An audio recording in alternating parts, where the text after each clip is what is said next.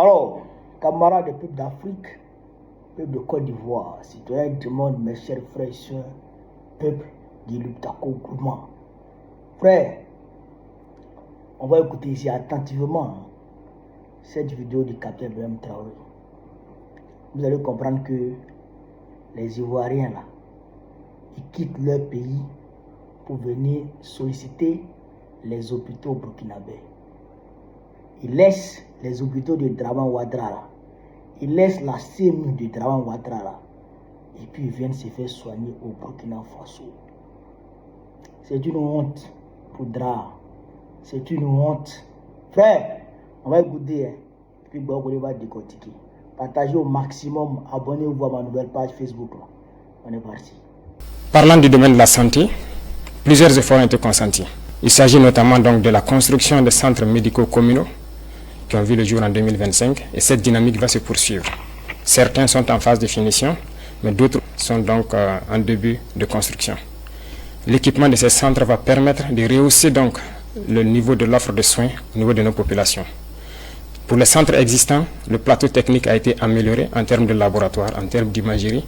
Ces offres de soins vont continuer de s'améliorer au profit de nos populations, mais également au profit donc des populations de nos pays voisins, parce que le nombre de patients venus des pays voisins a connu donc un accroissement considérable au cours de l'année 2025, dû principalement à notre politique de revoir à la baisse les coûts des prestations de santé.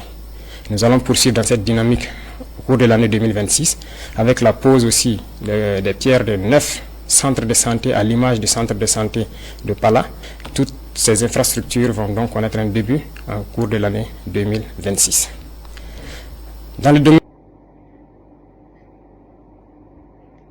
Vous avez entendu, les patients venus des pays voisins, le nombre de patients venus des pays voisins a connu un accroissement. Grâce à la politique de revoir à la baisse le coût de la santé au Burkina Faso. Ibé Iniché, Ibé merci. Ça, c'est du concret. Ça, c'est du concret. Oh, d'aucuns diraient, mais attends, il a parlé des pays voisins, il n'a pas parlé de la Côte d'Ivoire. Non, il n'a pas dit le nom de la Côte d'Ivoire. Mais, les Ivoiriens, là, ils viennent. Parce que moi, on m'en avait parlé. Et il y a quelqu'un qui m'a envoyé une capture d'écran d'une publication concernant l'hôpital de Doropo. Mais j'ai dit non, ça là, je ne peux pas croire. C'est vrai que les Ivoiriens peuvent venir se faire soigner au Burkina Faso, mais ça sera du côté, d'accord, des tradis praticiens. D'accord? Mais de là à aller solliciter les hôpitaux burkinabés, j'ai dit non, je ne crois pas trop. Mais quand j'ai écouté ce discours du capitaine Ibrahim Traoré, il dit attention. C'est là que je suis allé revoir la capture d'écran en question. Et l'image, la publication est toujours là. Si vous voulez vérifier, vous pouvez aller vérifier. C'est Tatiana Ali. Tatiana Ali. La publication date du 20 décembre. Que dit la publication? L'unique hôpital de la commune de Doropo. Les habitants sont obligés de traverser la frontière pour se faire soigner au Burkina Faso. Les travaux du nouvel hôpital général lancé depuis 2016 restent inachevés. Restent inachevés. Source, l'infodrome. Donc, l'infodrome, selon Tatiana, l'infodrome dit que les populations, d'accord, de Côte d'Ivoire, de la commune de Doropo, traversent la frontière pour aller se faire soigner au Burkina Faso. Grâce à quoi? Grâce à la politique, d'accord, la politique sanitaire du capitaine Ibrahim Traoré. Les centres médicaux communaux qui sont mis en place ici un peu partout. Et que même dans les petits villages les plus reculés, il y a des centres de santé là-bas. Les populations comprennent qu'en réalité, de l'autre côté de la frontière, la santé et les soins sont accessibles à tous. Et quand ils vont là-bas, non seulement les soins sont accessibles, mais c'est à prix abordable. voire même presque gratuit. Donc, les populations traversent les frontières pour venir se faire soigner au Burkina Faso. Et c'est une réalité. Parce que quand vous prenez la zone septentrionale de la Côte d'Ivoire, vous ajoutez à cette zone-là l'ouest de la Côte d'Ivoire. Je dis bien le grand ouest de la Côte d'Ivoire, d'Aloua, tout ça. Et vous prenez encore l'est de la Côte d'Ivoire, les Bondoukou, les Bongouan, tout ça. Frère, si tu as un problème cardiaque, tu as un problème, tu as insuffisance rénale, d'accord? Tu as insuffisance rénale, tu as un problème de cœur, tu as un problème de foie, en tout cas les organes vitaux là, tu as un problème de ça. Si tu ne vas pas à Abidjan ou à Boaké, tu vas mourir en route. Tu vas mourir à coup sûr. Si tu as eu, je dirais la chance ou la malchance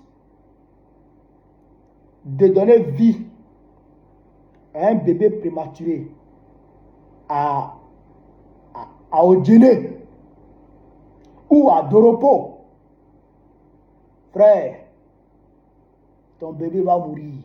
Soit tu vas à l'abattoir d'Odjene et puis ils vont couvrir ton bébé avec des déchets de vache, d'accord? Ou bien tu laisses ton bébé va mourir. Parce qu'il n'y a pas de couveuse là-bas. Donc, quand les populations réalisent que tout ce dont elles manquent dans le nord de la Côte d'Ivoire se retrouve de l'autre côté de la frontière, ben, elles y vont. Ce n'est pas instinct de survie. Ce n'est pas instinct de survie. Est-ce que vous comprenez ce que j'ai dit d'Afrique? Je félicite le capitaine Ibrahim Traoré. Et je l'encourage. Mais jamais la Côte d'Ivoire n'avait connu ce genre de choses. Jamais la Côte d'Ivoire n'avait subi une telle honte.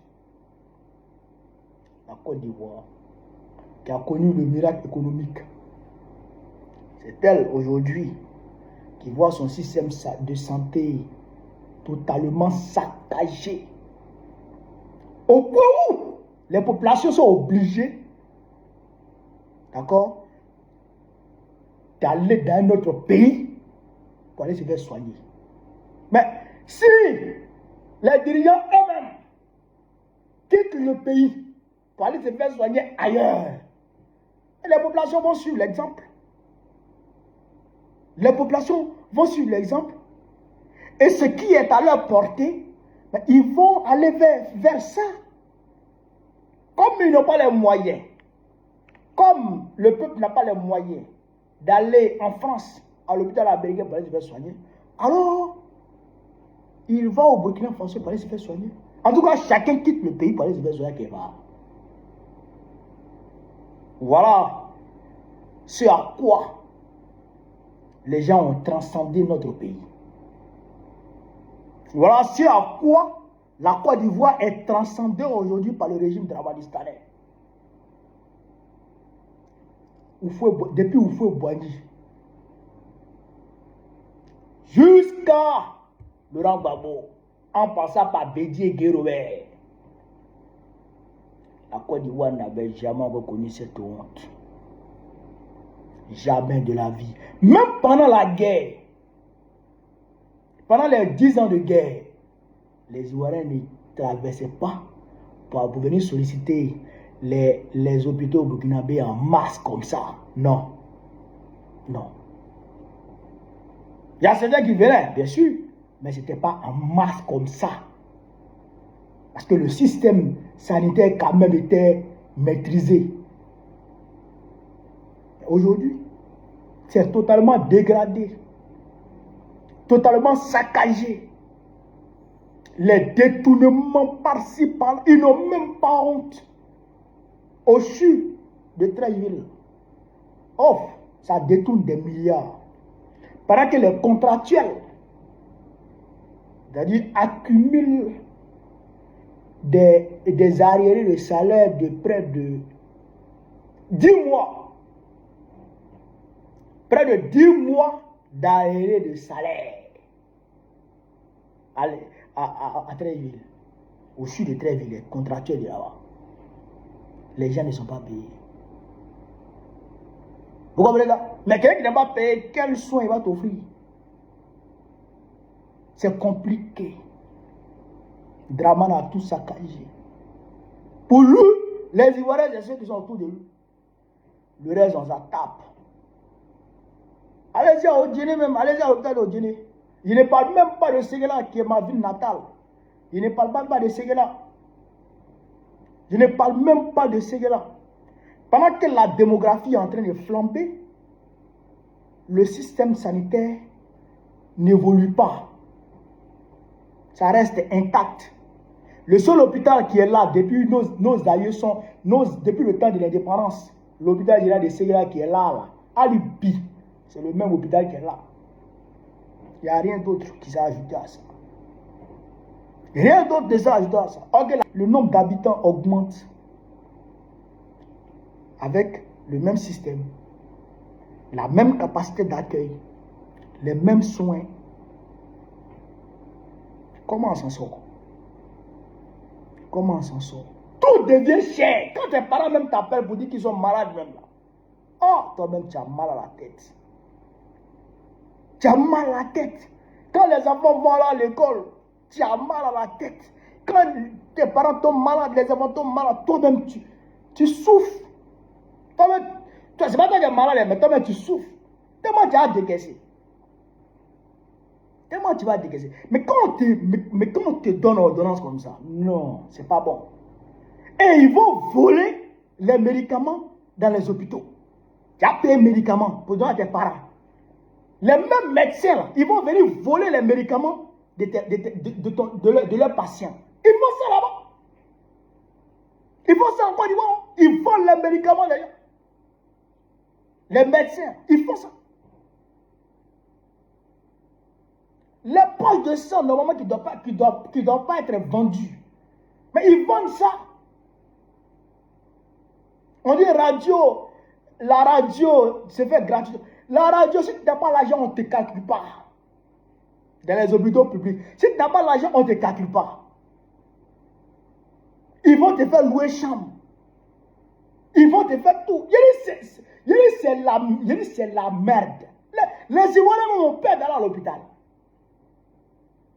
Ils ont peur d'aller à l'hôpital. C'est pourquoi on dit, selon l'OMS, d'accord, en 2024, il y a eu plus de morts en Côte d'Ivoire que dans tous les pays de l'UEMOA, y compris les pays qui sont en guerre contre le terrorisme. Oui, ça meurt en Côte d'Ivoire qu'au Burkina Faso. Ça meurt en Côte d'Ivoire qu'au Mali. Ça meurt en Côte d'Ivoire qu'au Niger. Malgré la guerre. Mais puisque les Ivoiriens ont peur, la santé coûte extrêmement cher. Ça coûte cher. Donc, les gens viennent se faire soigner ici. Ah, IB, vraiment, c'est pourquoi je dis, IB n'est pas pour le Burkina Faso seul, il est pour l'Afrique. Monsieur le Président, merci beaucoup. Merci pour ce que vous faites pour les Burkinabés. Merci pour ce que vous faites pour les Africains, surtout pour les Ivoiriens. Merci, Monsieur le Président. Continuez. Continuez dans ça. Continuez dans ça. Ivoiriens. Ah, les bons nouvelles. Les bonnes nouvelles.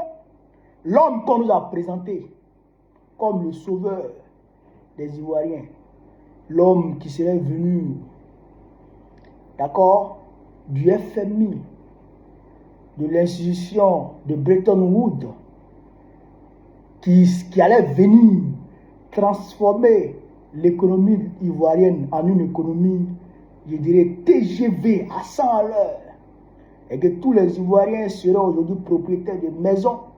Tous les Ivoiriens allaient se soigner gratuitement. Tous les Ivoiriens auraient en tout cas un accès à l'éducation gratuitement. Voilà aujourd'hui que ce monsieur-là, non seulement il peine à réaliser ce qu'il nous avait promis, mais ce qu'il est venu trouver en place, mais il est en train de tout saccager. Il faut s'en débarrasser. Il faut très rapidement se débarrasser des draps. C'est ça qui est la vérité. Donc, en tout cas, on est en train de se réorganiser sur le terrain. On est en train de se réorganiser. Et donc, je vous demande de rester mobilisés. De rester mobilisés, voilà. De ne jamais être touché par la résignation. On est des Ivoiriens, on dit découragement, on n'est pas Ivoirien. Ivoirien ne peut jamais se décourager. Ivoirien ne doit jamais être touché par la résignation. Non, non, non, non, non, non, non. On doit être toujours au front. Toujours au front. Donc, mobilisons-nous. Mobilisons-nous, les gars. Sur ce, vive l'Afrique libre, vive le panafricanisme, vive tous les blancs panafricains. Babou, président de Côte d'Ivoire, très prochainement, pour sauver le pays. Merci, monsieur le président. Son Excellence, le capitaine Ibrahim Traoré. Merci infiniment, monsieur le président. La chute d'Alassane Dramane Ouattara doit être un objectif géopolitique, géostratégique obligatoire pour l'Afrique en lutte.